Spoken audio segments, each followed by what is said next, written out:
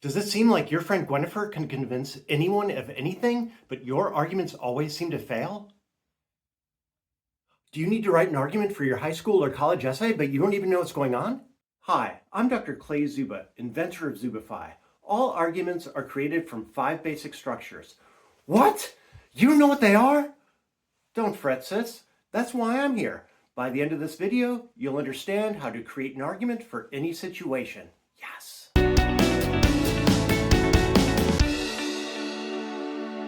Creating an effective argument isn't about luck, and it isn't about being nicer or more demanding in your tone either. Effective arguments are built step by step in order to persuade based on the goal and the situation.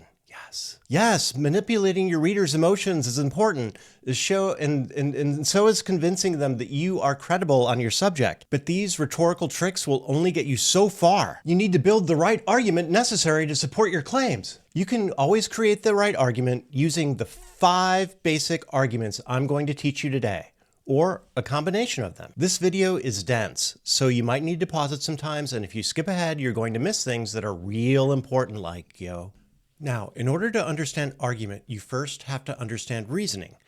There are 2 basic types of reasoning. The first is deductive reasoning. That was invented by Aristotle. Thanks, Aristotle. The second one that you need to know is inductive reasoning. This was invented much later by this dude named Francis Bacon. Thanks, Francis. If you know these 2 types of reasoning, you know the foundation for all the other types of reasoning and thinking that exist in the world of logic. Yes. Deductive reasoning reasons from the general to the specific. Inductive reasoning reasonings, you guessed it, from the specific to the general. This might sound kind of boring and abstract, so let me give you a couple of examples. Deductive reasoning includes a major premise and a minor premise.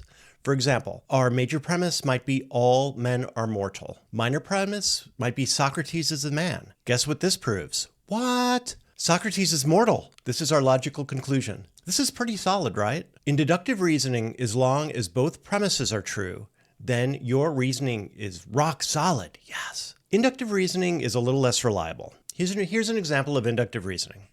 Every swan I've seen is white. This is your major premise. Therefore, all swans are white. This is the logical conclusion of your inductive reasoning, and this was the position generally held among Europeans until later black swans were discovered in Tasmania, Australia, and New Zealand. This inductive reasoning turned out to be wrong. Knowing your type of reasoning doesn't necessarily build your argument, but it does help you understand how solid your argument is going to be, what kinds of objections you might be looking for, that you might need to overcome in your argument. And it can also add structure to your commentary because you know whether your commentary needs to show reasoning from the specific to the general or the general to the specific. Yes. Deductive and inductive reasoning are the foundations of logic. Logic is the foundation of the 5 types of arguments. They are definitional argument, causal argument, resemblance argument, evaluation and ethical argument, or a proposal argument. Many of the arguments that you end up making, especially as you get older and your arguments get more complex, will end up employing more than one of these types of arguments within your overall argument. But these are the types of arguments that are necessary to support all claims in general. It's just that as you get older and write more complex arguments, your arguments will end up being composed of more than one type of claim. So let's walk through these. This is where it's going to get dense. Definitional argument. A definitional argument shows that something fits into a designated category, and therefore it should be treated like all the other things that are treated in that category. This is especially prominent in legal and policy types of claims. Here are some examples of definitional arguments. Piping loud Sinatra music into a prison cell 24/7 constitutes torture. Graffiti is art, not vandalism. I only swerved my car because there was a bee in it, officer. It wasn't reckless driving. You can see how these types of arguments might be useful depending on the situation that you're trying to argue. Each of these claims has some implications. For example, the claim that graffiti is art, not vandalism, creates an implication that graffiti should not be treated as vandalism, and therefore graffiti should not be treated as a crime. The argument that there was a bee in your car and it wasn't reckless driving might help you try to be able to talk your way out of a bad ticket. Each of the types of arguments that I'm going to show you require that you follow a certain structure in order to prove them. I'll walk you through the structure of each argument after I explain it. A definitional argument requires that you first establish the criteria for the category, then show how the specific object matches the category, then articulate the implications of your specific object matching the overall general category. As I walk you through these types of arguments, think about whether deductive or inductive reasoning is being used, or both. What kind of reasoning do you think that is going on in this first example? It's deductive reasoning, you're right, because you first establish the general category and then you argued that the specific thing matched the category and therefore should be treated as part of that category. But you started out with the general criteria for the category. Let's try a specific example. Claim: Asian elephants should never be hunted because they are a sacred animal. Well, in order to prove this claim, you need to first establish the criteria for what a sacred animal is in the first place. Then you need to show how the Asian elephant matches the category for this specific group of animals. Finally, you need to show the conclusion that we shouldn't hunt sacred animals, so we shouldn't hunt the Asian elephant. Here's an example of a criteria match strategy you might use for this argument. When you create a definitional argument, part of your pre-writing should be to create a table divided into the general criteria and into the object match section. In our example, the criteria for a sacred animal might be that it has divine importance, that it has a role in religious narratives, that it embodies moral values, that it has unique physical or behavioral characteristics, and finally, that it has protective status or ritual importance for a group of people. And you can see to the right how I've matched the Asian elephant to this criteria. The Asian elephant is honored through the creature of Ganesha in the Buddhism. It has a prominent role in the Dakota tales. The Asian elephant embodies wisdom and compassion. In terms of physical and behavioral characteristics, it has size, intelligence, and longevity that are unusual for elephants.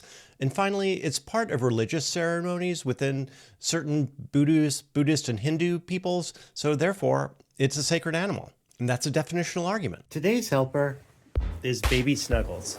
She would not help me make my video. And also, she won't help me edit my video.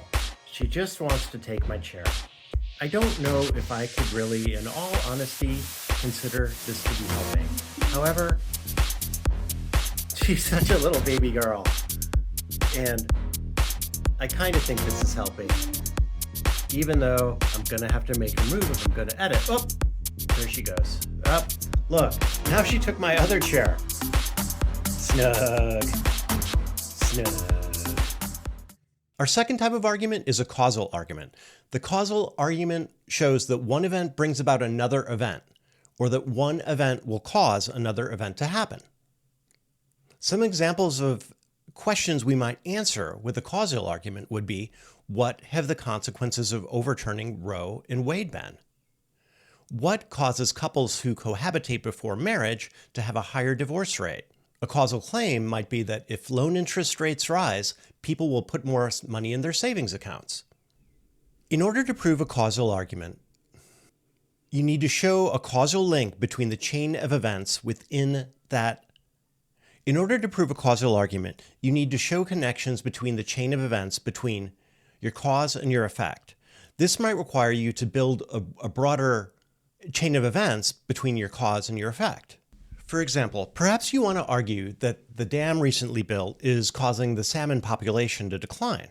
This requires that you build out a chain of events and that you prove each of them through evidence. You might show that smolts use the river to reach the sea. This might be easy. Dams restrict the flow of the river. This might also be easy. A fish trip before the dam used to take 6 to 20 days, but now it takes 60 to 90. You need some evidence for this, either direct study or scientific publications. Migrating smolts must get to the sea before they undergo rapid physiological changes that make it impossible for them to breed and probably cause them to die before they get there. This is probably also going to require from scientific evidence. Finally, longer migration times caused by time kills the smolts.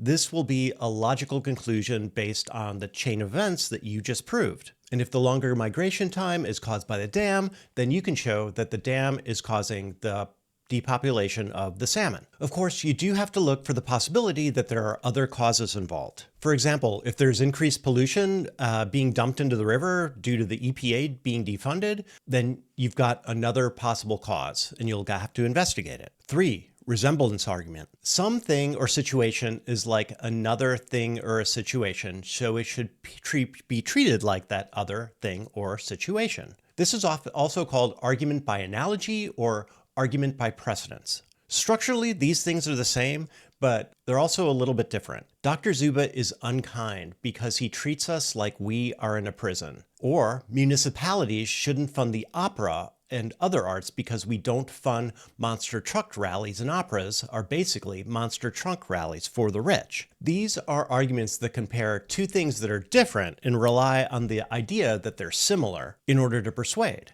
This is also kind of the same thing going on with an argument by precedent. Dr. Zuba is an excellent teacher, so he would also be an excellent high school principal. He would not. Or the Ukraine war, the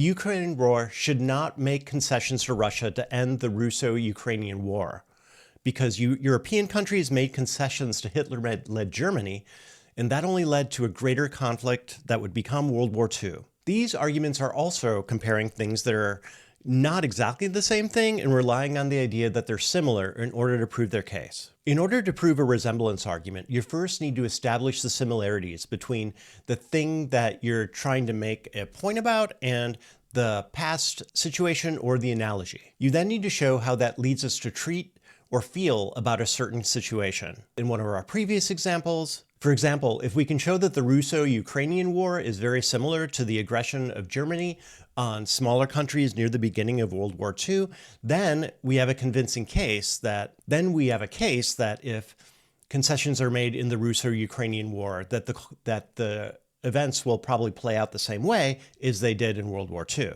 If we can't establish those similarities, then we can't establish this argument. Here's a resemblance argument that I recently witnessed on a television show called Curb Your Enthusiasm. In this scene, Larry doesn't want to buy the house that his wife, Cheryl, just took him to see. His larger issue is that he just thinks the house is too big, but instead of that, he uses a different argument because the person who is trying to sell him the house told him that his sweater was made of cashmere, and Larry doesn't think it's made of cashmere. So he logically concludes that if this person lied to him about the cashmere sweater, then he will probably lie to him about the house. And this is the argument he presents to his wife, Cheryl.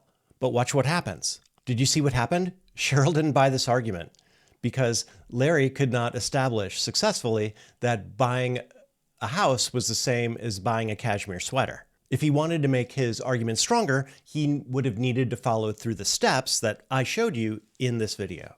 This sweater, no, and thank you. Thank you, it's cashmere. Really? It's not for sale. That's cashmere? 100%. It's nice, yeah. Come on, let's go see the rest of the place. Okay. Yeah, let's see the rest of it. I love it. I think it's perfect. So good. Larry, did you love it? I like You it. think it's perfect? I really like it. It's a nice house. It's big, but I like it. All right, that's all I needed. And the master bedroom? I love the master bedroom. I love the downstairs. I love the fire. Browns, Let me ask you something. everything. Did you notice that when I asked him about the sweater, he said it was 100% cashmere? There's no way that sweater's 100% cashmere. It's like maybe 35, 40, 50 at the most, but 100? Okay, you know what? That can't be. The sooner the better. I'm You wanna ready get to. in right Yeah. away? But wait a second. I mean, do you trust this guy's lying? Because the guy's lying about a cashmere sweater. You feel comfortable with that? We're not buying a sweater. We're buying a house. Okay, listen. We have to talk about how much to offer. And you know what happened? He ended up buying that house because he couldn't convince Cheryl that they shouldn't buy it. And that house, I tell you, I think that is the worst house that Larry and Cheryl ever own in Curb Your Enthusiasm because it's too big, it is too big, and it's just too dark, and I don't like the decor, and I really just wish that Larry had understood how to make his argument correctly, because if he had understood how to make it correctly, maybe he wouldn't have had to buy that house. Our second helper is the Licky Boy. This video is taking forever to edit, and in the time I've been editing it, Snug has left and Licky has come in, and my dear wife, before that though, she brought laundry and he found the laundry. He loves laundry day. He likes to lay in the laundry and sleep in the laundry. He's a real helper. I'm very lucky. All the helpers come in to help me when I gotta make my videos. Yes. Our fourth kind of argument is an evaluation argument. This is a super prominent argument in our society. We make claims of evaluation or oftentimes ethics, which is very similar to an evaluation argument, kind of all the time. When we say things like, is Dr. Zuba a good YouTuber? Or the 2424 Prius, that's definitely the best car for Juanita. She should get that. Are immigrants good for the United States economy? Or was it wrong for the US to drop nuclear bombs on Hiroshima and Nagasaki? You can see how these all are evaluating whether or not something is a good member of its class. And these types of arguments, many of them, especially as I got to my later examples, you can see that they get more controversial. Some of these are topics that actually we find it very hard to argue and engage with in our society. And part of the reason for that is because we don't know how to have evaluation arguments with each other, and we just end up yelling at each other when things get controversial or super important. In order to make an evaluation argument, you've got a structure very similar to a definitional argument. You first need to establish the criteria for the category, then show the object matching the category, then you articulate the implications. This also may require combinations with different argument structures. Going back to our claim that Dr. Zuba is a good YouTuber, we would need to create the criteria. We might create criteria that a good YouTuber has an engaging personality, they create consistent content, they have high quality production, they have community interaction, and finally, that they make a lot of money, enough money to support themselves from their YouTube. Once you've got criteria, then we can make the match to see if Zuba is a good YouTuber. Does he have an engaging personality? Yes. Does he post consistently? Yes. Does he have high quality production content? Well, whether or not Zuba has high quality production content really depends on how you define high quality production content. This shows you why you need to be detailed in your criteria. Does Zuba have community interaction? A little, but come on, some of that's your fault. You never give me any comments. If you give me some comments, you give me something to reply to. Come on. And finally, does Zuba make a living from his videos? He does not. But if you just remove this criteria about making a living from your videos, I might fit this argument of whether or not I'm a good YouTuber. So you can see here how you can set up your criteria in a way that helps you match and create the outcome that you would like to create. Our final type of argument is a proposal argument. This is, again, a very common argument structure in our society. This is often another combination of arguments, but it also ultimately has an additional element, which is a call to action. This is when you ask a group of people to change something. It's when you propose a solution to a problem. For example, Arizona should create more teacher certification programs to address the teacher shortage. Here you can see how there's a problem, a teacher shortage, and a solution, teacher certification programs. High-speed internet access should be provided by state and municipal governments because, look, high-speed internet access has gotten real expensive.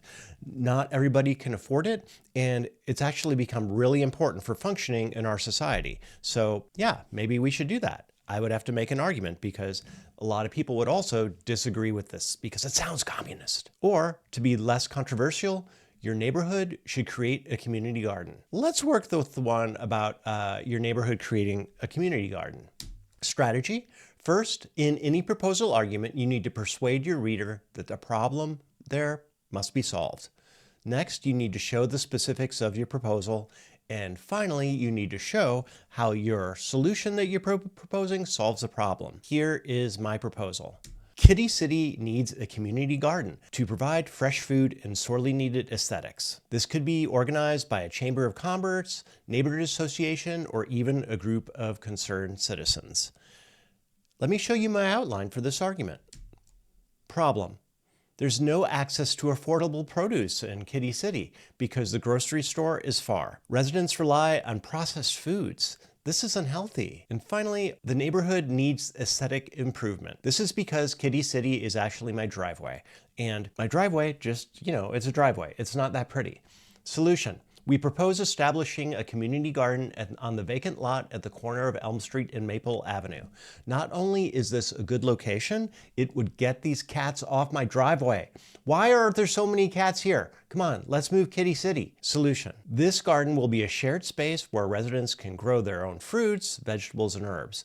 We envision a raised garden bed, a composting system, and a shared tools shed. Yes! Now I just show how my solution solves a problem. Kitty City now, in this community garden, it will provide fresh produce. They don't need to go to the store that's far away. They'll have healthy food. Maybe we could even put in like a little fishing pond and they could just go in there with their hands and get fish. And finally, the garden beds, they look nice. That solves the aesthetic problem. And I even have a bonus. A shared tool shed will bring kittens together and make them friends. How can anyone turn down friend kittens as party proposal? And that's a proposal argument, and those are 5 types of argument. Yes. I hope that this video has helped you see how understanding the types of arguments is not just academic or theoretical, it can also be very practical and have implications in our lives. When you write your next essay, identify which type fits your purpose. Remember, when you write your next argument, identify which type of argument fits your purpose. Each type of argument has different uses and each requires a different strategy in order to persuade your audience. This knowledge makes you a stronger writer, reader, and critical thinker. Yes. Drop your comments below sharing your experience with these different argument types. And remember, don't forget to subscribe to Zubify for more writing and thinking tips. Yes. Thanks for watching Zubify.